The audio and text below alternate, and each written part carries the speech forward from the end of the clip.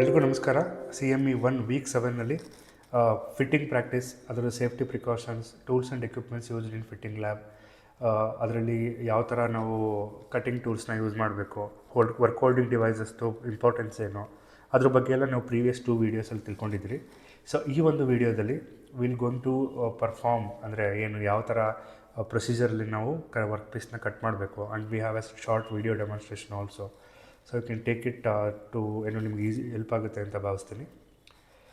First exercise is a square joint. You have to prepare a square joint. ಅಂದರೆ ಕೊಟ್ಟಿರುವಂಥ work ಪೀಸಲ್ಲಿ male and female ಜಾಯಿಂಟ್ನ cut ಮಾಡಿಕೊಂಡು filing ಮಾಡಿ you have to fit these to get exact ಕರೆಕ್ಟಾಗಿ ಕೂರಬೇಕು without gap. ಅದು ನಿಮ್ಮ ಟಾಸ್ಕ್ ಆಗಿರುತ್ತೆ. So to prepare a square joint from the given mild steel ಪೀಸಸ್ನ ತೊಗೊಂಡು ಸ್ಕ್ವೇರ್ ಜಾಯಿಂಟ್ ಮಾಡೋದು ಮೊದಲನೇ ಎಕ್ಸಸೈಸ್ದು ಟಾಸ್ಕ್ ಆಗಿರುತ್ತೆ.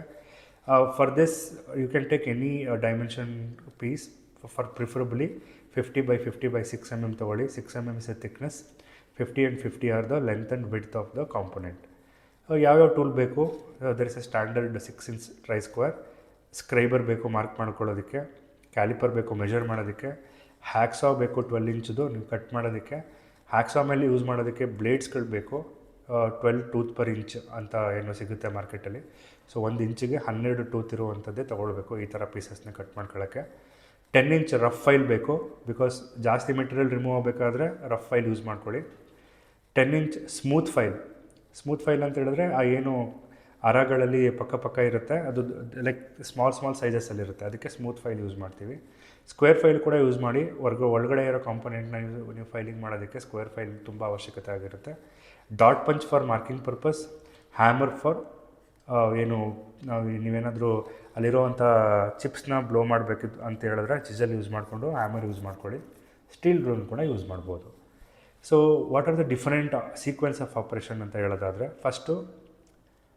ಫಸ್ಟ್ ಇಸ್ ಫೈಲಿಂಗ್ ಅಥವಾ ಏನು ಮೆಟೀರಿಯಲ್ನ ತೊಗೊಂಡು ಫೈಲಿಂಗ್ ಮಾಡಿಕೊಂಡು ನೆಕ್ಸ್ಟ್ ಮಾರ್ಕಿಂಗ್ ಮಾಡ್ಕೊಳ್ಳಿ, ಪಂಚಿಂಗ್ ಮಾಡ್ಕೊಳ್ಳಿ, ಸಾಯಿಂಗ್ ಯಾವ ಶೇಪ್ ಬೇಕು ಆ ಶೇಪ್ಗೆ ಕಟಿಂಗ್ ಮಾಡ್ಕೊಳ್ಳಿ, again filing for finishing, and ಕಂಪ್ಲೀಟಾಗಿ ಲಾಸ್ಟಲ್ಲಿ ನೀವು ಫಿನಿಷಿಂಗ್ ಟಾಸ್ಕ್ನ ಮಾಡಬೇಕಾಗುತ್ತೆ.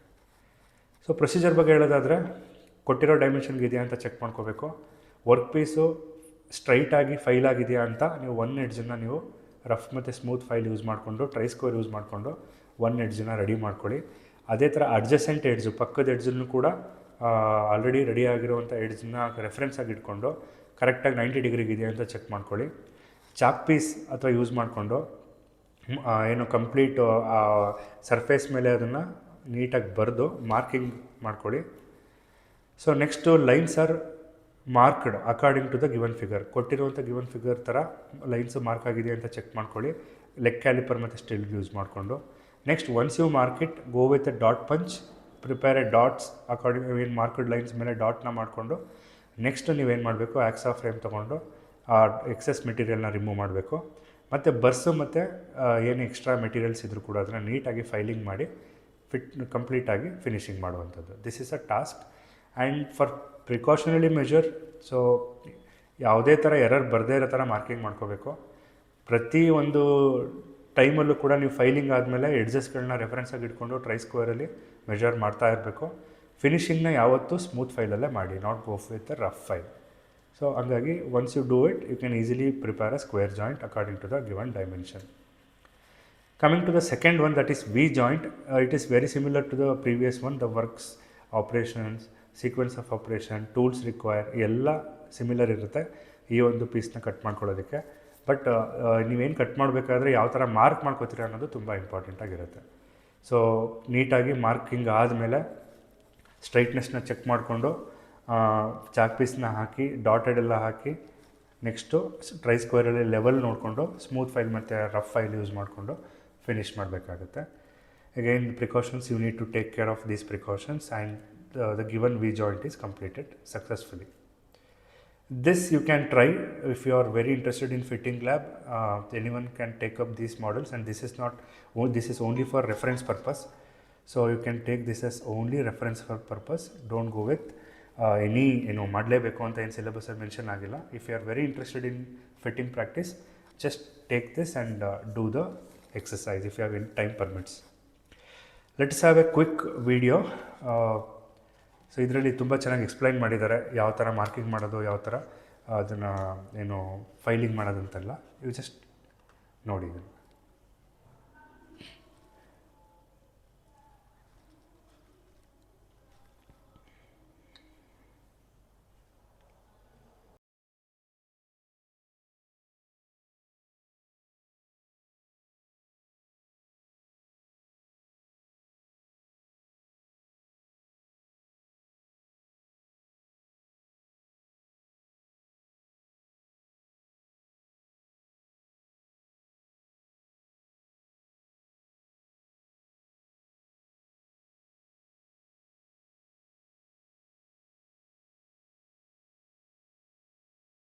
ಇದೇ ಥರ ನೀವು ಕೂಡ ಮಾಡ್ಕೋಬೋದು. ಸೊ ಈ ಒಂದು ವಿಡಿಯೋದಲ್ಲಿ ನಿಮಗೆ ಕಂಪ್ಲೀಟಾಗಿ ಯಾವ ಥರ ಫಿಟ್ಟಿಂಗ್ ಜಾಯಿಂಟ್ನ ಮಾಡೋದು ಅಂತ ತಿಳ್ಕೊಂಡ್ವಿ. ಹ್ಯಾಕ್ಸಾಯಿಂದ ಹಿಡಿದು ಫೈಲಿಂಗ್ ಮಾಡೋದ್ರಿಂದ ಹಿಡಿದು marking, punching and final finishing. Once you do it, this is for evaluation purpose only, and this is only for reference. You can make the rubrics according to your ನಿಮ್ಗೆ ಯಾವ ಥರ interest ಇದೆ ಆ ಥರ ಮಾಡ್ಕೋಬೋದು. But preferably for all the carpentry and fitting practices go with the dimensions related to the same thing. ಅದಕ್ಕೋಸ್ಕರ ನಾನು ಇದೊಂದು ಎಕ್ಸಾಂಪಲ್ ಥರ ಕೊಡ್ತಾ ಇದ್ದೀನಿ. First dimension is dimensional accuracy. If you are very good accurate ಕಾಂಪೊನೆಂಟ್ಸ್ನ ಕೊಟ್ಟಿದ್ರೆ, ಎಸ್ಪೆಷಲಿ 0.1 mm ಅಷ್ಟು tolerance ಅಲ್ಲಿ ನೀವು ಮಾಡಿದರೆ, go with a full marks. And there are some deviations ಆಗೋ ಚಾನ್ಸಸ್ ಇರುತ್ತೆ. ಕಟ್ ಮಾಡಬೇಕಾದ್ರೆ ಸರಿ ಕಟ್ ಮಾಡಿರಲ್ಲ, ಅಂಥ ಟೈಮಲ್ಲಿ ಎರರ್ಸ್ ಬರೋ ಚಾನ್ಸ್ ಇರುತ್ತೆ. So for those errors you can give a satisfactory or good mark grade ಕೊಡ್ಕೋಬೋದು. ಎಡ್ಜ್ಗಳ ಸ್ಟ್ರೈಟ್ನೆಸ್ ಮತ್ತು ಪರ್ಪೆಂಡಿಕ್ಯುಲಾರಿಟಿ ಚೆಕ್ ಮಾಡೋದಕ್ಕೆ ಸರಿಯಾಗಿ ಮಾಡಿದಾರಾ ಅನ್ನೋದನ್ನು ನೀವು ಚೆಕ್ ಮಾಡ್ಕೊಳ್ಳೋದಾದರೆ, there are so many alternative points here. Unsatisfactory ಆಗಿದ್ದರೆ ಸರಿಯಾಗಿ ಅಲೈನ್ಮೆಂಟ್ ಆಗಿರಲ್ಲ, ಗ್ಯಾಪ್ ತುಂಬ ಜಾಸ್ತಿ ಇರುತ್ತೆ, ಸ್ವಲ್ಪ ಡಿವಿಯೇಷನ್ಸ್ ಇರುತ್ತೆ, ಇನ್ನೊಂದು ಕಡಿಮೆ ಡಿವಿಯೇಷನ್ ಇರುತ್ತೆ, ತುಂಬ ಕಡಿಮೆ ಡಿವಿಯೇಷನ್ಸ್ ಇರುತ್ತೆ, ಕರೆಕ್ಟಾಗಿ ಫಿಟ್ ಆಗ್ತಾಯಿದೆ. ಈ ವಿಡಿಯೋದಲ್ಲಿ ನೋಡಿದ್ವಲ್ಲ ಆ ಥರ you can go with the full marks. ಅದೇ ಥರ marking and punching accuracy check ಮಾಡ್ತಾರೆ. ಸರ್ಫೇಸ್ ಫಿನಿಶ್ ಮತ್ತು ಬರ್ನ ಸರಿಯಾಗಿ ರಿಮೂವ್ ಮಾಡಿದ್ದಾರಾ ಅಂತ ಚೆಕ್ ಮಾಡ್ತಾರೆ. ಸೇಫ್ಟಿಗೆ ಜಾಸ್ತಿ ಒತ್ತು ಕೊಟ್ಟಿದ್ದೀರಾ ಅಂತ, ಮತ್ತು ನಿಮ್ಮ ಏನು ಕ್ಲೀನ್ಲಿನೆಸ್ ಬಗ್ಗೆ ನೋಡಿ ಅಸೆಸ್ ಮಾಡ್ಬೋದು. So this is only for model, and I think ಎಲ್ರಿಗೂ ಅರ್ಥ ಆಗಿದೆ ಅಂತ ಭಾವಿಸ್ತೀನಿ. Thank you so much. If you have any comments, comment ಬಾಕ್ಸಲ್ಲಿ ಹಾಕಿ. Thank you.